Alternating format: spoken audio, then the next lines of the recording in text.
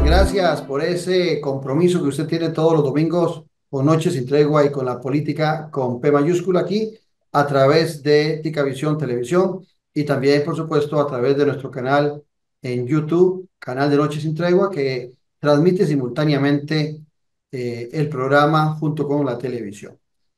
Recordarles también que se pueden suscribir a nuestro canal para que reciban las notificaciones de los programas futuros.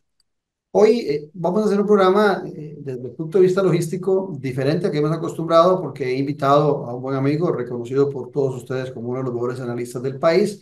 Me refiero a Alejandro Barahona Kruger, quien está en El Salvador. Entonces desde El Salvador nos está atendiendo y por eso la distancia y esta nueva estructura del programa Noches y Tregua que esperamos ustedes disfruten mucho. Hoy que vamos a hablar del proceso electoral en los Estados Unidos de América.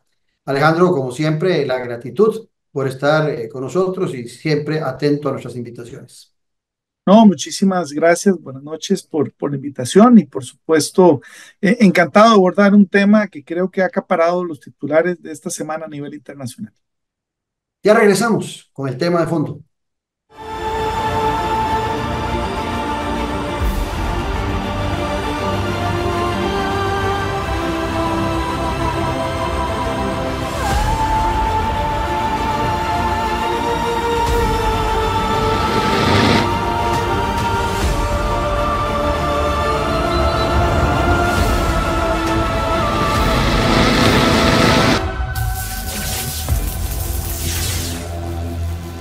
En un mundo donde hoy la conexión con la naturaleza es más importante que nunca, existe un lugar que le invita a desconectarse del ajetreo diario y a reconectarse con su interior.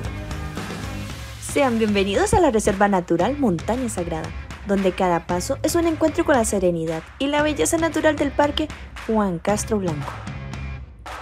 Acompáñenos y disfrute de una experiencia única, donde el senderismo se convierte en una aventura espiritual, respirando ese aire puro que revitaliza cuerpo y alma.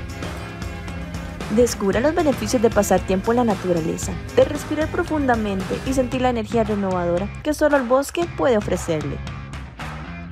Conéctese con la naturaleza y visite Montaña Sagrada. Les esperamos para explorar y disfrutar de este paraíso natural juntos. Listo, doña Laura, ya renovamos tu plan postpago Ultra K2. Recordá que ya quedas participando y que tenés apps ilimitadas. ¿Algo más? Doña Laura, ¿por qué tiene esa luz en el rostro? ¿Y esa brisa del mar?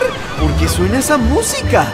Que mamá fluya en modo crucero. Participa por uno de los 3 cruceros por Europa para 2 personas y por tarjetas de regalo de 200,000 colones al adquirir o renovar tu plan postpago Ultra K2 o superior con tu celular favorito. Ve reglamento en colby.cr.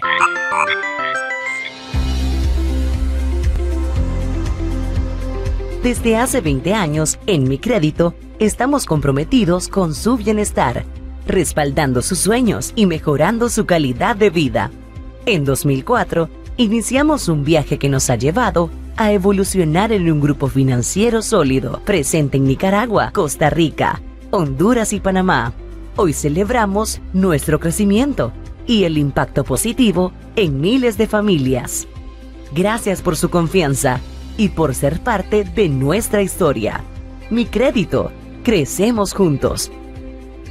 20 años de crecimiento y evolución. Alejandro, antes de empezar a hacer el análisis de lo que puede darse en las elecciones de los Estados Unidos, que son el 5 de noviembre, el primer martes de noviembre de este año, elecciones que se realizan, igual que en nuestro país, cada 4 años. ¿Por qué genera tanta expectativa? ¿Por qué las elecciones de los Estados Unidos son tan seguidas? Yo creo que, por ejemplo, en nuestro país no hay elecciones después de las propias que sigamos con tanta atención como las que suceden en Estados Unidos. ¿Qué es? ¿Es un poco el ser potencia? ¿Es el show? ¿Es lo mediático? ¿Qué es lo que hace atractivo darle atención a las elecciones en los Estados Unidos? Excelente pregunta para comenzar, Claudio. Hay que decir que Estados Unidos es la economía más grande del planeta, es el ejército más equipado tecnológicamente hablando, pero para efectos de Costa Rica es el principal socio comercial, porque de ahí viene alrededor del 45% de nuestras, 43% importaciones, 45% de exportaciones, o sea, es nuestro principal socio comercial. Además de eso, perdón, y dentro de esa balanza comercial es de donde importamos hidrocarburos, pero también es nuestro principal inversor desde hace varias décadas. Es el mercado en términos turísticos que más nos visitan todos los años y por supuesto es el país que acoge a el mayor grupo de costarricenses en el extranjero. Entonces, esos elementos son claves, además de la influencia, por supuesto, que tiene Estados Unidos en organismos internacionales, desde el Consejo de Seguridad y, por supuesto, de ahí pasando por ejemplo, la OEA también, por mencionar solo, digamos, los que más rápido reconocemos, la mayoría de los costarricenses.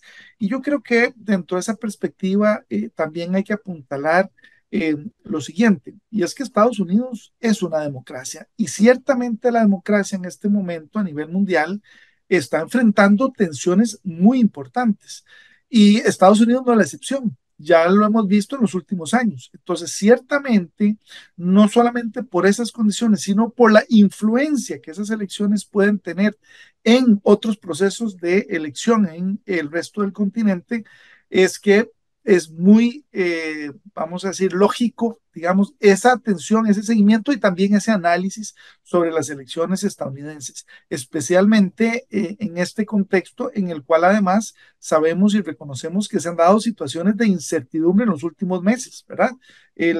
No solo el cambio en las filas demócratas de quién está como candidata en este momento versus el candidato anterior, sino también por el atentado que sufrió el expresidente Trump hace poco tiempo también durante un mitin electoral. Entonces, todo eso está generando, por supuesto, y en ese contexto cierro con los conflictos que hay a nivel internacional y la influencia que tiene Estados Unidos en la agenda internacional, desde Ucrania, Palestina, Israel, por mencionar donde hay conflictos armados, pero por supuesto hay conflictos y tensiones en el resto del planeta, en el cual por lo general Estados Unidos tiene mucho que ver también.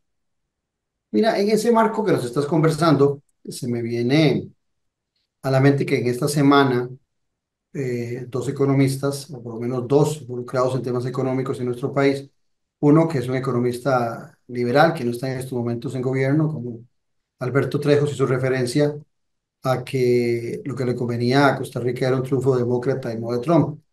Pero el jueves pasado, también en noticias salió el ministro de Comercio, el señor Tovar, diciendo lo mismo. Vos sos internacionalista. eh, Nosotros dependemos mucho de esa relación con los Estados Unidos de América. Lo que dijo el economista Trejos, pues lo dice desde la palestra de un ciudadano.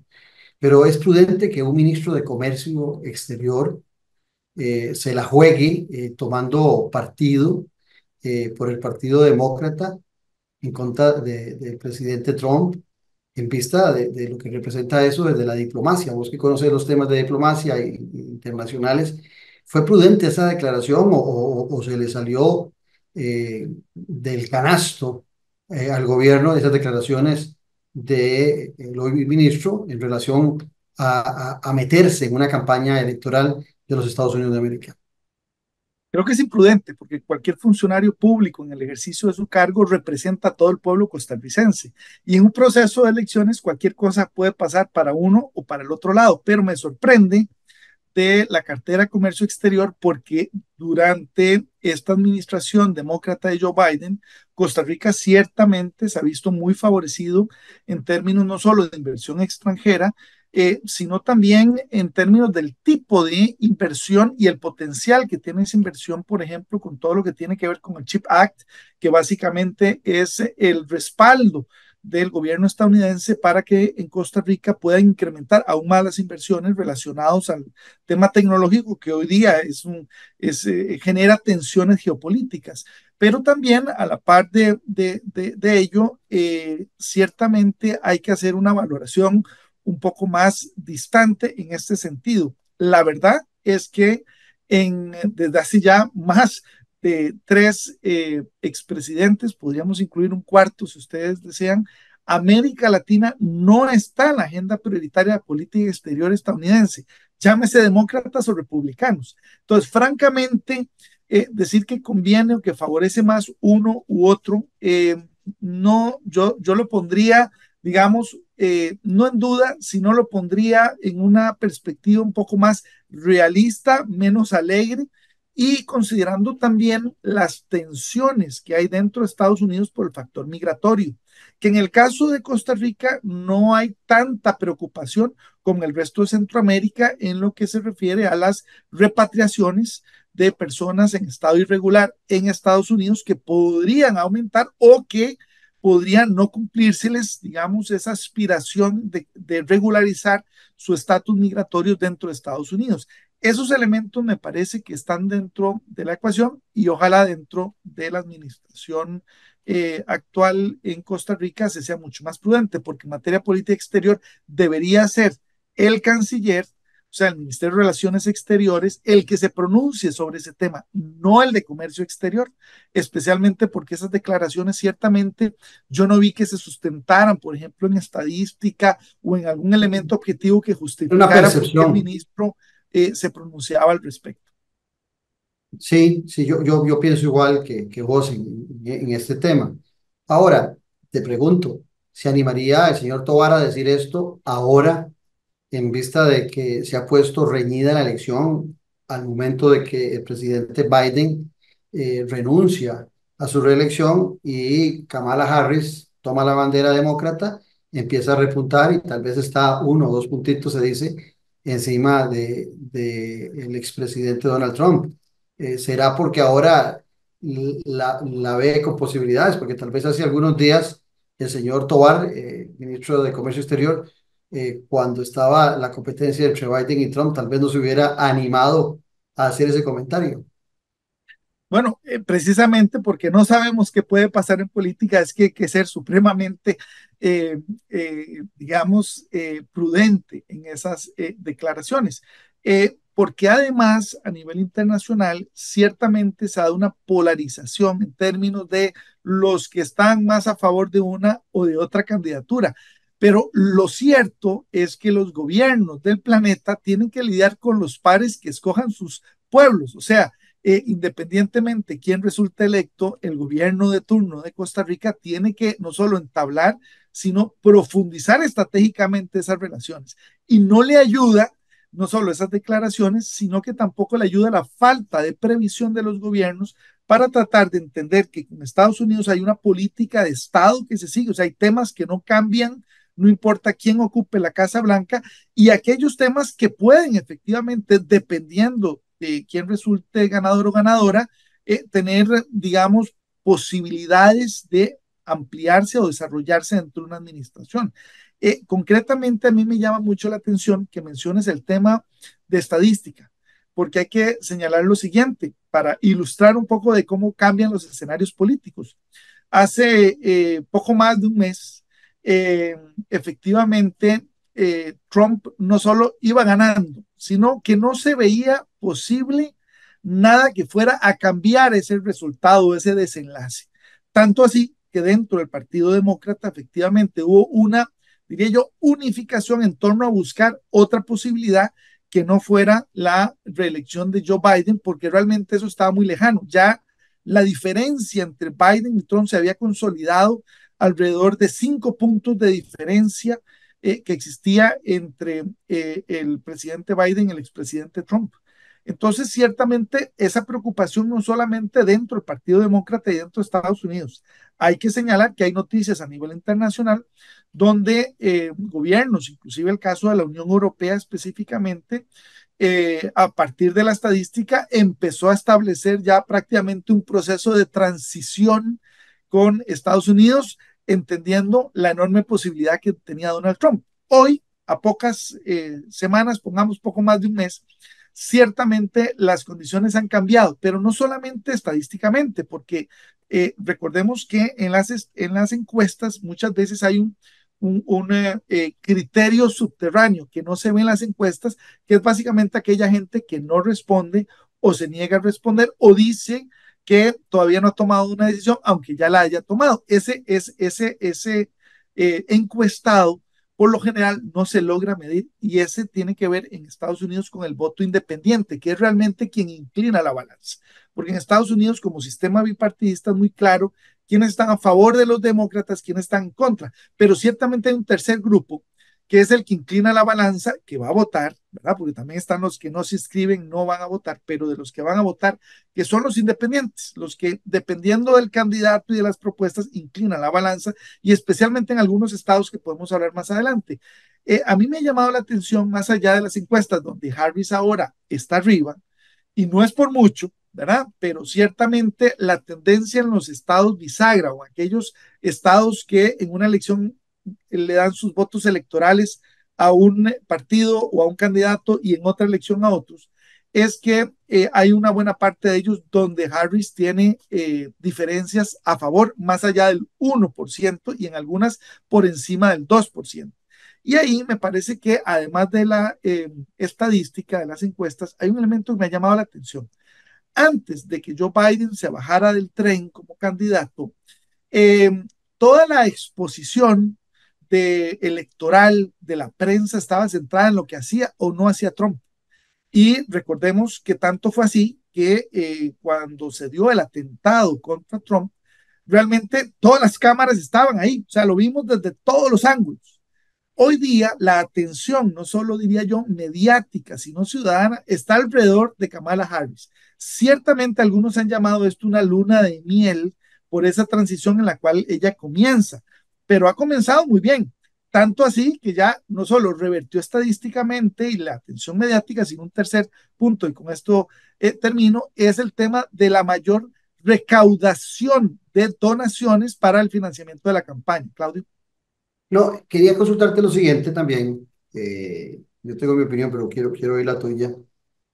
¿Será un tema de edad? Porque era una elección que enfrentaba a dos personas de la tercera edad, a Biden y a Trump. Por supuesto que uno con 2 o 3 años más se veía más deteriorado como el presidente Joe Biden, pero no parecía como una campaña muy llena de alegría. Y me da la impresión que la campaña, y lo vimos esta semana con la convención demócrata, ha habido una alegría que seguramente también se genera a razón de la presencia de Kamala Harris como candidata a la presidencia de la República, que tiene también el elemento de que no solamente sería la segunda afrodescendiente que llega a gobierno, porque ya llegó Barack Obama, sino que sería en este caso la primera mujer.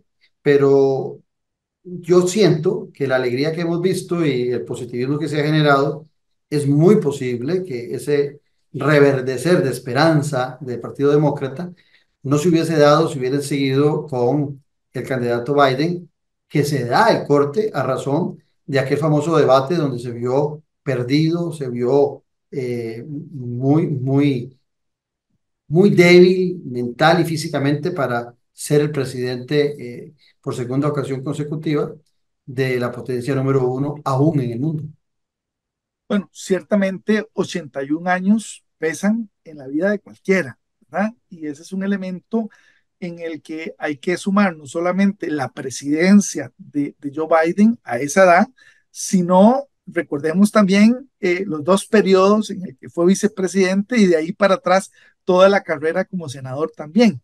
¿Qué quiero decir? Son más de 50 años y ciertamente se ha visto, pero un elemento interesante es que hoy día eh, Donald Trump tiene la misma edad que tenía Joe Biden en la elección anterior, en donde Trump cuestionaba a Joe Biden por su avanzada edad y en esta elección no fue tampoco, digamos, la excepción.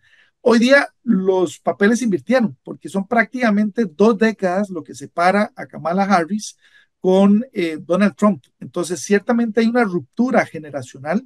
No vamos a decir de una mujer joven. Kamala Harris ya 59 años. anda por los 59 años, es una dama ya con sus años y sus experiencias, por supuesto que la acompañan, pero ciertamente no es tampoco una persona de avanzada edad como para plantear un poco esas dudas, especialmente ella en el ejercicio de la vicepresidencia, que es el segundo cargo más importante. Entonces, yo creo que aquí hay un elemento también importante, ya que planteamos el tema de la edad, es que muchas de esas personas que mencionábamos como indecisas o independientes, son personas de diferentes colectivos o diferentes sectores. Y uno de ellos ciertamente son las personas jóvenes que sabemos que no necesariamente se sentían motivadas frente a dos candidatos que ya prácticamente superaban los 80 años de edad.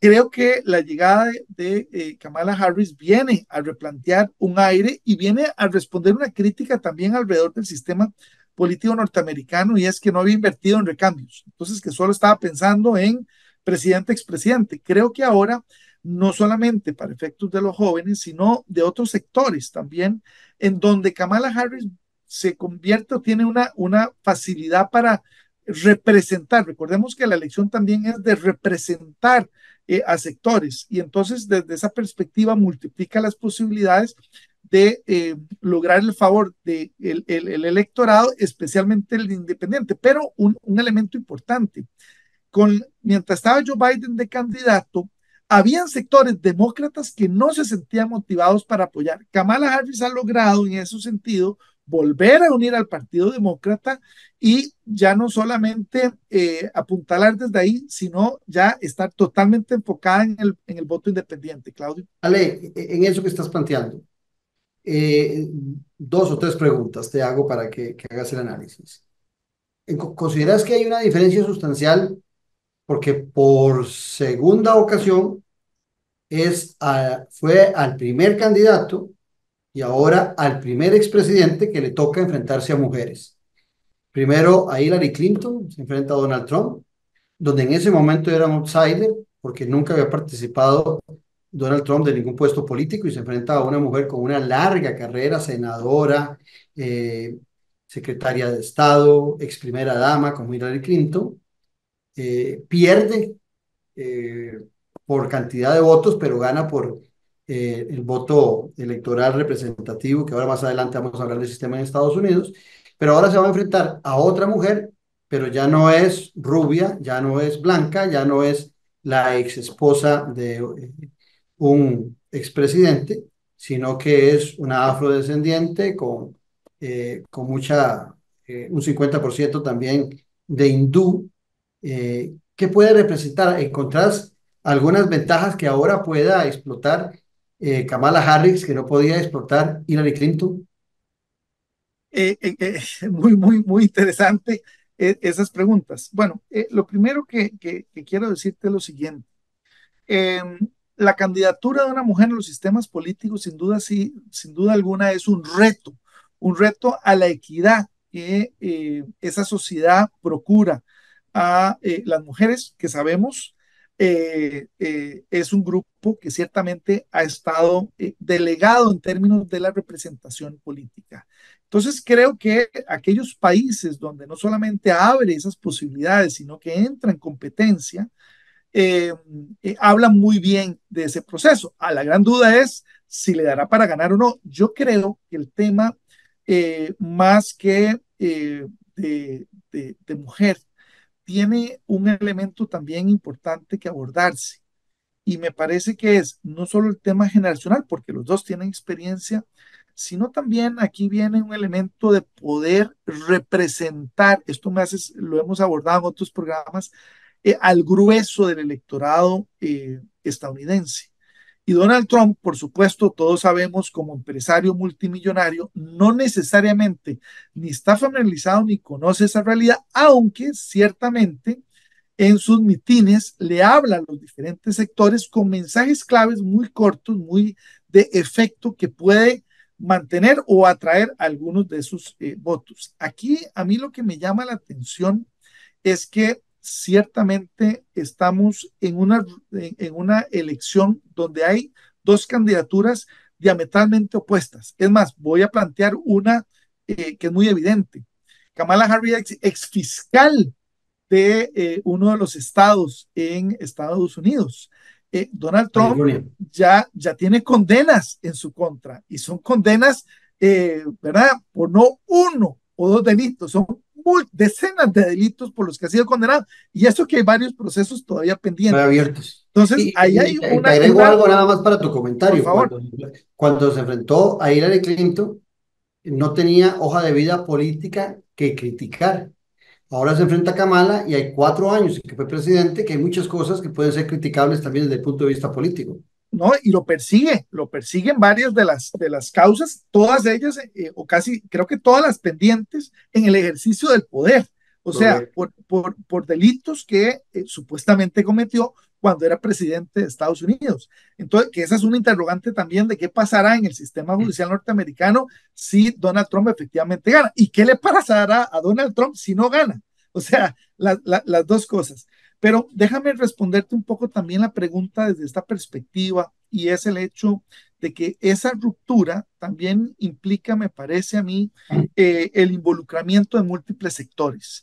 Y aquí vemos a un Estados Unidos que continúa dividido. Entonces, también el mensaje es de un discurso que tiende a polarizar y dividir o un discurso que tiende a unificar. De hecho, el lema que ya Kamala Harris planteó en la convención demócrata esta semana es precisamente alrededor de freedom, libertad, ¿verdad? Que habría que ver entonces realmente qué connotación tiene eso, pero ciertamente lo que está buscando es generar condiciones en donde los estadounidenses de diferentes denominaciones y características se identifiquen con ese principio y ese valor eminentemente estadounidense. Y yo quiero señalar lo siguiente, porque nos hemos centrado mucho en Kamala y no quiero que crea tampoco a la audiencia que es por gusto, por preferencia, sino porque los acontecimientos políticos están sentados en este momento en la convención demócrata y en ese proceso de cambio dentro de las filas demócratas. Pero un último tema que yo quisiera también agregar es cómo ha cambiado la representación, no solo en términos de esa ascendencia, digamos, de padre, madre o desde qué perspectivas geográficas, sino también el hecho, por ejemplo, que mencionábamos de juventudes, de los sectores afroestadounidenses, de los latinos mayoritariamente, casi un 60%, 58, 60, se sienten mejor representados por Kamala Harris que por Donald Trump. Entonces, el tema de la representación y la unificación creo que es un elemento que va a jugar mucho, entendiendo también una cosa, aunque las elecciones son el 5 de noviembre, ya en un mes, creo aproximadamente, empieza el voto por correo, o sea, ya Correcto. empiezan a contabilizar. Y la otra pregunta es, porque esto no le ha favorecido a los demócratas en las últimas elecciones, más allá, digamos, de Joe Biden, es que puede ser que en Estados Unidos ganen el voto, digamos, popular, o sea, la mayoría del voto de quienes van a votar el día de las elecciones. Pero quien gana la elección como presidente es el voto a partir de la división que existe en Estados Unidos por estado y eso se divide dependiendo de la población que tiene. Y Antes de ese llegar elemento es un elemento también que está por verse, porque no solamente cómo va ganando en términos de el favor de la gente, sino la conformación que se puede dar en términos del colegio electoral, en términos de los diferentes estados. Y se habla de que hay 6 estados, pero puede ser que esa lista cambie también. Sí, Claudio. No, no, que antes de que entrar, porque ese tema lo tengo y ahorita le vamos a entrar porque es un tema importante para que nuestros televidentes conozcan bien cómo funciona el sistema norteamericano. Pero para cerrar esta parte de los partidos y de los candidatos, la elección del vicepresidente, quien acompaña siempre al candidato a la presidencia de la República en Estados Unidos, es realmente muy importante. Realmente tiene una alta connotación en los medios de comunicación y se valoran muchas cosas. Kamala Harris busca a un gobernador de Minnesota, a Tim Walz, quien es un hombre contemporáneo con ella, de 60 años, digamos que es una fórmula muy equilibrada, Kamala 59, él 60. Donald Trump, en cambio, busca a un individuo de 39 años, J.D.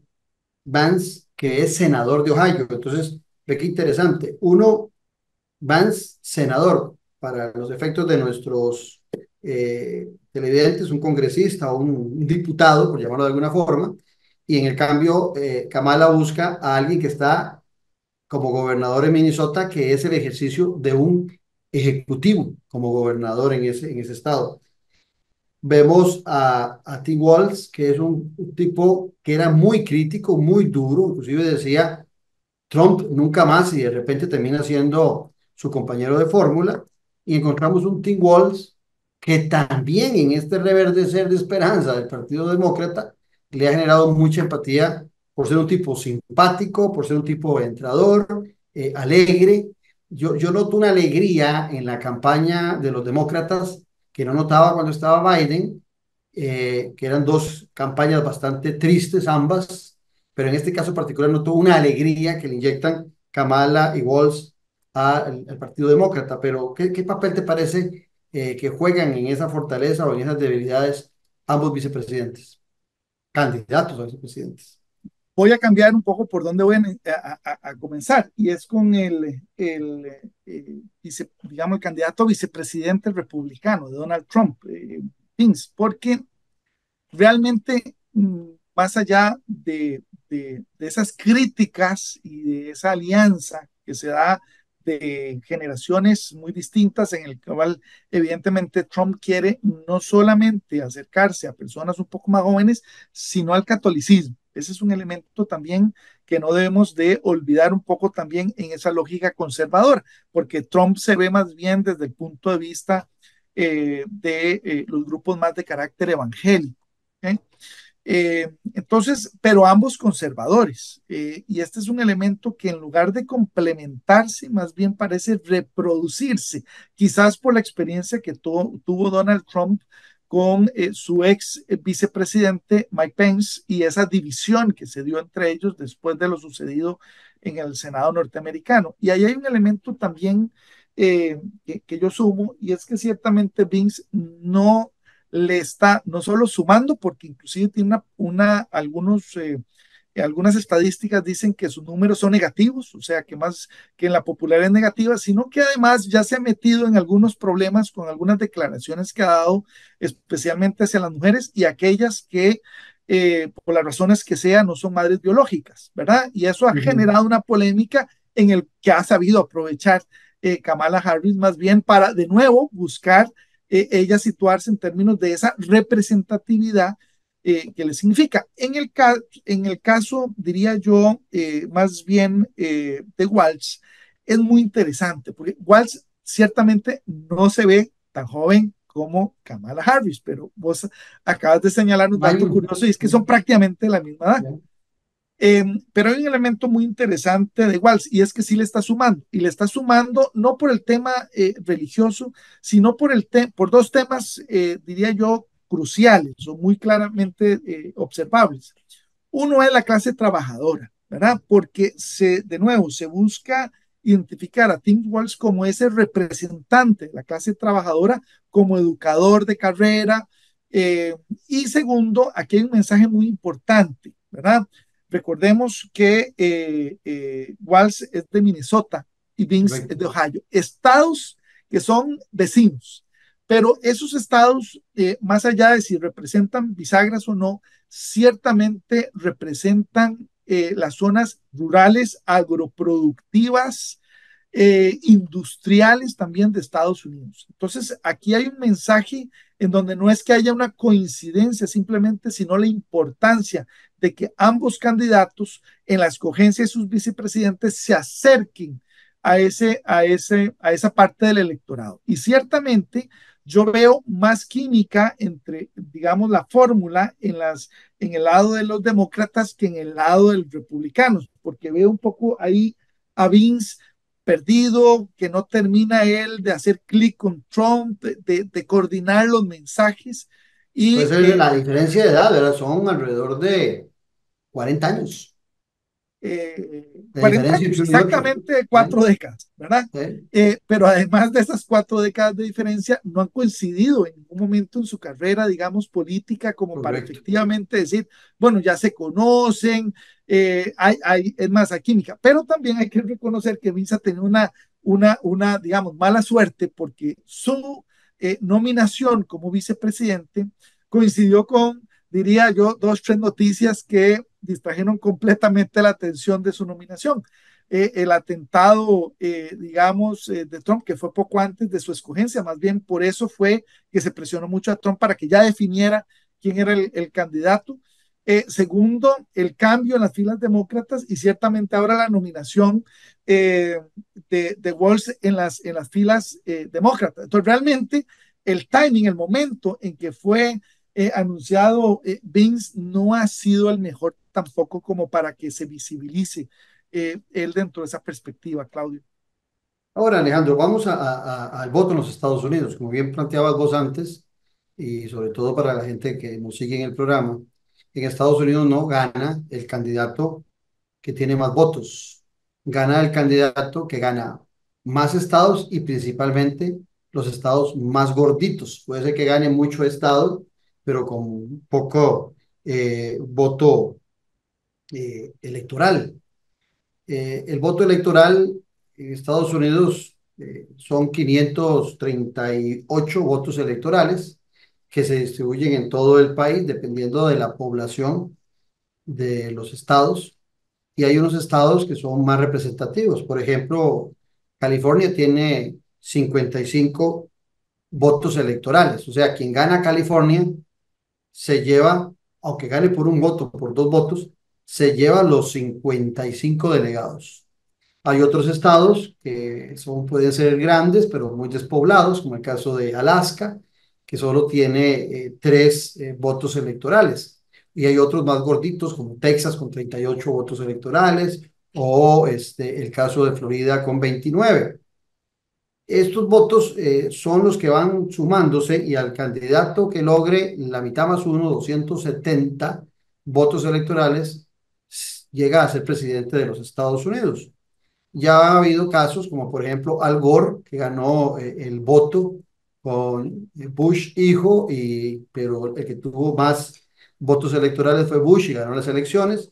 Lo mismo le pasó a Trump, que tuvo menos votación individual que Hillary Clinton. Hillary Clinton sumó más votos de personas, pero Donald Trump, cuando fue electo presidente, ganó estados que fueron más claves y le permitieron llegar a esa cifra mágica de los 270 votos electorales. El Partido Demócrata, para nuestros oyentes, es el partido progresista, es el partido desde el punto de vista social más abierto a los cambios en la sociedad, es el partido que lucha por los derechos de las mujeres, por los derechos de los migrantes. El Partido Republicano es muy conservador, es más religioso. En el tema del aborto se opone totalmente. En el tema de la migración también tiene una posición muy radical contra los migrantes. Pero cuando vamos al tema económico, los papeles se invierten. El que se vuelve conservador en temas económicos es el Partido Demócrata, que cree en los impuestos, que cree en tasar más a los grupos poderosos. Y el partido Conservador se vuelve muy liberal en lo económico. Bueno, ¿cómo ves ese panorama dentro del marco de que normalmente la población más conservadora se concentra en el centro de los Estados Unidos y las costas oeste de los Estados Unidos, se llame California, se llame Nueva York, se llame, qué sé yo, el DC, se llame Nueva Jersey, todos los diferentes estados que están aglutinados en el borde oeste y este de los Estados Unidos. Esos estados son más progresistas y los del centro son más conservadores en lo social. La pregunta viene por acá. Hay unos estados que se llaman los swing state, como vos decías antes, los bisagra. ¿Qué papel ves jugando en esta elección? Porque ahora que hablabas del presidente Vance, a lo mejor Donald Trump le apostó al senador eh, de Ohio, como es J.D. Vance, pensando en que Ohio es un estado que siempre gana desde 1980. Y entonces, como siempre gana, se considera que es un estado clave para quien gana las elecciones. Pero te dejo vos el análisis de esos estados swing state que llaman y también en esa visión de las costas hacia el centro, progresistas, conservadores, para que hagas el análisis. Y le voy a agregar otro elemento también. Las grandes ciudades, por lo general, son más progresistas, ¿verdad? Y este elemento, digamos, tiene que ver mucho con la dinámica de intercambio, de apertura entre las personas cuando hay grandes centros de población, donde además también muchas veces se concentra el mayor número de inmigrantes, entonces hay posiciones diversas. Y dentro de eso también se visualizan con mucho más claridad no solamente la problemática, sino que es más fácil también generar las uniones de colectivos o organizar a los colectivos en torno a los temas que pueden abanderar. Eh, déjame nada más antes de responderte, compartirte vos y a la audiencia un elemento. Hace precisamente 2 semanas tuve la oportunidad de estar durante una semana en Estados Unidos y me llamó, es más, estuve en DC, Washington, D.C., y uno de los elementos que me llamó mucho la atención fue precisamente a un tema que mencionabas anteriormente, que es un poco la desazón, la preocupación, la incertidumbre en torno a la situación en Estados Unidos. Y ciertamente no noté a un país, digamos, como lo he visitado en otras ocasiones, inclusive de esperanza, de ser mucho más, digamos, proactivo, ambicioso con las metas país, sino que inclusive también vi situaciones de pobreza que en antaño no se veían y que compartimos inclusive en muchos de los países en vías de desarrollo, personas acampando en áreas verdes, personas buscando entre la basura, y estoy hablando de la capital norteamericana. ¿Qué quiero decir esto? Es que ciertamente hay una desazón, tal vez podríamos buscar otra palabra mejor, si me soplaran los televidentes sería más fácil, ¿verdad?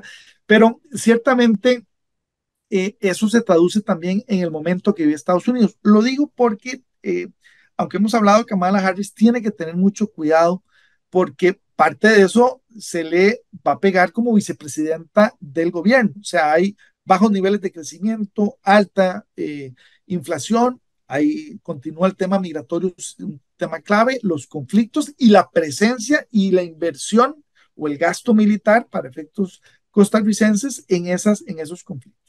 Y ese es un reto que tiene, igual que tiene que tener mucho cuidado en no cometer errores electorales, porque la diferencia es tan corta en donde que efectivamente aquí, como decimos en términos futbolísticos, no solamente se trata de aprovechar las oportunidades, sino no generar espacios de oportunidad al contrincante. O sea, errores en términos futbolísticos, cuidado, y en un contragolpe, en un contraataque, puede haber una diferencia entre uno y otro. Ok, cierro un poco ese paréntesis, pero también esa experiencia que quería un poco compartirles más allá de la visión como analista, para decirles que ciertamente en estos estados, aunque tienen esas características históricas, no necesariamente los 6 siempre han sido los mismos, ¿verdad? Los 6 estados bisagras han habido cambios entre algunos estados. O sea, hay algunos estados en donde efectivamente de una a otra elección cambian de uno a otro, digamos, candidato partido, pero hay otras donde puede pasar 3 a favor de uno, luego uno se inclinan hacia el otro partido. Entonces, no es tan automático el proceso y el gran reto para efectos de la audiencia es esa contabilidad de cuántos votos significa en el colegio electoral el tema de un estado u el otro. Leí por ahí que los estados swing estaban aglutinando a la fecha 110 votos electorales. O sea, son 7 u 8 estados swing que son gorditos en cuanto a la representación electoral. O sea, de los 538, ¿verdad? El candidato o candidata que gana necesita tener más de 270, ¿verdad? Y estás hablando de 110, ¿verdad? Entonces, como para terminar de dar un poco como un 40% podría representar ganar esos estados.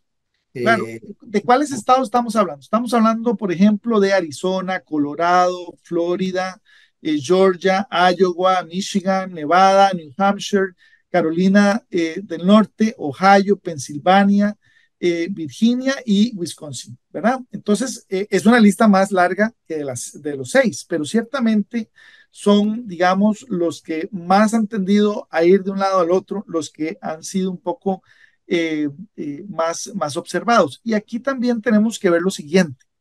No solamente hay que ver esa dinámica histórica, sino hay que ver los movimientos dentro de los estados. De repente hay estados, y recordemos que en la administración de Donald Trump eso pasó, pero siguió pasando en la de Joe Biden a propósito del papel de los gobernadores, inclusive de algunos alcaldes en algunas ciudades, por ejemplo, con las medidas en contra de los migrantes. Entonces, vimos flujos muy importantes de migrantes de un estado a otro. Entonces, la pregunta también es cómo esas dinámicas afectan la realidad en todos esos estados. Entonces, es un poco difícil efectivamente hacer una radiografía de cada estado para decir qué es lo que va a pasar. Por eso es que quizás las elecciones, como uno diría, ya ahora se pusieron un poquito más bonitas, más interesantes para efectos nuestros que nos gusta la política, porque no está determinado, no están todas las cartas echadas. De hecho, cualquier cosa puede pasar. O sea, aunque hemos, por razones que ya mencioné anteriormente, centrado el análisis más en los demócratas, la verdad es que Donald Trump no tiene la campaña perdida. Entonces, y los márgenes son estrechos. Por eso es que ahora vamos a ver, yo diría que dos elementos muy importantes. ¿Qué tan estratégicos y efectivas van a ser las campañas en las visitas que cada uno de ellos y sus vicepresidentes hagan a los estados para visitar a cuáles poblaciones? O sea, no crean que van al estado de Ohio a hablarle a todos los de Ohio, ¿no? ¿A dónde en Ohio aterrizan? ¿A quiénes convocaron esa reunión? ¿Y cuáles son los mensajes para esa reunión? Y Mira, después, inclusive estaba viendo el mapa del colegio electoral, la distribución, y quitando los estados que están en el centro, quitando a Texas, que tiene 38 delegados o votos electorales, la mayoría tienen 3 o 4, los que tienen mucho tienen 6, hay algunos que tienen 7. O sea, realmente en el centro de los Estados Unidos, los estados como no están tan poblados como en las costas, representan menos. Entonces, en esa estrategia que vos estás diciendo, buscarán más visitar los estados que tienen más votos electorales y esos están en las costas. en las costas, y Georgia y la Florida se supone que están casi como en un Sí. empate. Sí, ya por los 5 grandes lagos, esos estados son fuertes, son de 10 o más delegados. Sí, pero no necesariamente es tan automático el elemento del centro, porque por ejemplo en el centro tenemos a Colorado, Nuevo México, Dakota, Nebraska y Minnesota, que en este momento, o bueno, no en este momento, digamos, antes de la transición con Kamala Harris, estaban, digamos, más a favor de los demócratas, ¿verdad? Pero de nuevo, es que las diferencias son mínimas. Entonces, tampoco Sí. que yo lo diga hoy quiere decir que eso se sustenta al día de las elecciones, ¿verdad? Y hay un elemento también importante. Dentro de los estados también hay una distribución también electoral a nivel de colegios. Entonces, de repente, lo vimos, por ejemplo, ¿se acuerdan ustedes en la elección de George Bush contra Al Gore? ¿Verdad? Que al final estaba toda la atención en la Florida y dentro de la Florida habían unos municipios, se me escapa el nombre en Estados Unidos, no se dice municipios, tiene un nombre, bueno, el equivalente a municipios para efectos nuestros. Condados. Condados, muchas gracias, Claudio. Condados en donde al final la diferencia era mínima y eso era lo que iba a impactar el hecho de hacia dónde se iba Florida. Y esos estados fueron los que terminaron definiendo el resultado a favor de George Bush en términos de que ganó la elección del colegio, pero no el voto popular, igual que es muy interesante, Donald Trump ganó lo mismo, ganó las elecciones por el colegio electoral, pero no lo ganó en términos del voto popular. Entonces, vean qué interesante diferencia del sistema costarricense, donde efectivamente no lo dividimos por provincias, ¿verdad? Sumamos tiene más todos votos, los gana votos por aquí. persona y listo. Y además otra cosa, en el caso costarricense, siendo mayor de edad ya usted está inscrito en el padrón, ¿verdad? No le preguntan o no tiene que hacer un trámite. En Estados Unidos usted tiene que irse a inscribir como elector, ¿verdad? Entonces, ven un poco la dificultad, pero ciertamente yo tengo que decir esto, más allá de lo interesante y lo diverso que es el sistema electoral norteamericano, nos plantea ciertamente los desafíos y nos pone al resto del mundo a ver qué es lo que está pasando ahí, porque inclusive no solamente qué pasa el día de las elecciones, sino inmediatamente después recordemos que no solo se elige presidente, también hay puestos de congresistas y gobernadores. Claro. Entonces, ese que todavía no hemos... eso sería para otro programa, claro. Porque pero no pretendo dedicarle, pero les quiero decir, también esa votación está en simultáneo, Claudio. Sí, no, te iba a decir exactamente lo que estás aclarando, que en la Cámara de Representantes, que se escogen cada 2 años, se van a seleccionar la mitad prácticamente, y en el Senado la tercera parte, ¿verdad? Y en estos momentos los republicanos han tenido ventaja en ambas cámaras. Sin embargo, en el caso del Senado hay 3 independientes que han estado bailando en decisiones. Y también algo importante para nuestros oyentes, porque la importancia también del vicepresidente en los Estados Unidos, porque termina presidiendo el Senado, ¿verdad? No vota, solo vota en caso de que haya empate, que quede 50-50, porque ahí están representados los 50 estados con 2 representantes, por eso tienen 100 senadores. Ahí no importa el tamaño del estado ni la población, sino que es un trato igualitario para todos, y ahí es muy importante la figura del vicepresidente. En un minuto que nos queda, Alejandro, tus conclusiones, o tu orientación para nosotros de cómo te imaginas estas últimas semanas de esta campaña, porque no va a ser el último programa que hablemos de las elecciones de los Estados Unidos. Con todo gusto, nada más un elemento adicional a lo que acabas de mencionar. Estados Unidos tiene 2 cámaras, que dicha que lo mencionaste, pero un elemento que también movilizó el cambio dentro de las filas demócratas era por las encuestas, que prácticamente los republicanos podían ganar ambas cámaras, y eso significaba el control político de los 2 poderes de la república y por tanto a la influencia también en el sistema judicial.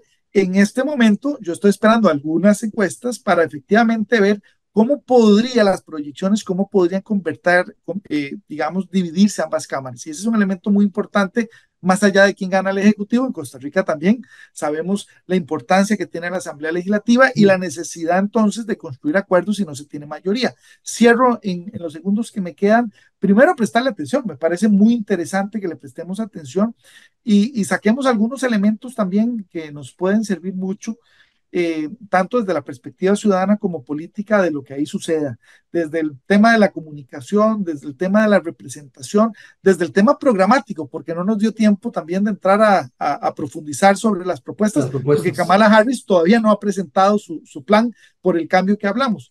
Pero también creo que nos tiene que servir para hacer un poco la reflexión como costarricenses de la importancia que tiene para nosotros en Costa Rica lo que sucede más allá de nuestras fronteras, especialmente con los países donde tenemos más relación y donde hay más costarricenses también viviendo por allá y buscando desde ahí un mejor futuro. Creo que ese elemento nos debería de dar a hacer, ojalá para otro programa, pero también para efectos de interesarnos más en la política y efectivamente tu lema de que la política sí importa. Prestarle atención en términos, porque aquí no solo se juega, digamos, el futuro o la calidad de vida de los estadounidenses, sino también el impacto que tiene la política y la economía estadounidense en el resto del mundo, Claudio. Ale, como siempre, muchas gracias y desearte una feliz estadía en El Salvador, y gracias por sacar el ratito para conversar con nosotros. Muchas gracias. No, muchísimas gracias por la invitación. Nos vemos pronto entonces. Y a ustedes, muchas gracias por habernos acompañado y los esperamos en 8 días en ese compromiso que usted tiene cada domingo con la política con P mayúscula. Hasta tanto, un fuerte abrazo.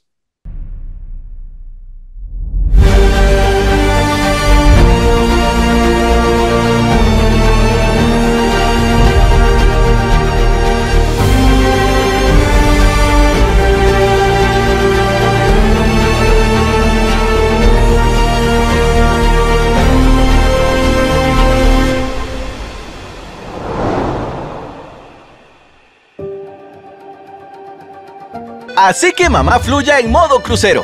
Participa por uno de los 3 cruceros por Europa para 2 personas al adquirir un kit prepago Colby con tu celular favorito. Además, si activas tu plan dominio prepago, chip prepago, paquetes de internet seleccionados y de entretenimiento, podrás participar por tarjetas de regalo de 200,000 colones. Ve reglamento en colby.cr. A pocos minutos del centro de Ciudad Quesada, usted puede sumergirse en un entorno de naturaleza inigualable. Copelesca Tours le invita a conocer la Reserva Natural Montaña Sagrada. Visítenos y disfrute de un día en completa conexión con la naturaleza. Descubra nuestra variedad de senderos. Realice un día de campo familiar y conozca nuestro puente colgante y mirador, desde el cual podrá observar maravillosos paisajes naturales. Y al finalizar, disfrute de un delicioso almuerzo en nuestro restaurante. La Reserva Natural Montaña Sagrada le espera. Hay mucho por descubrir.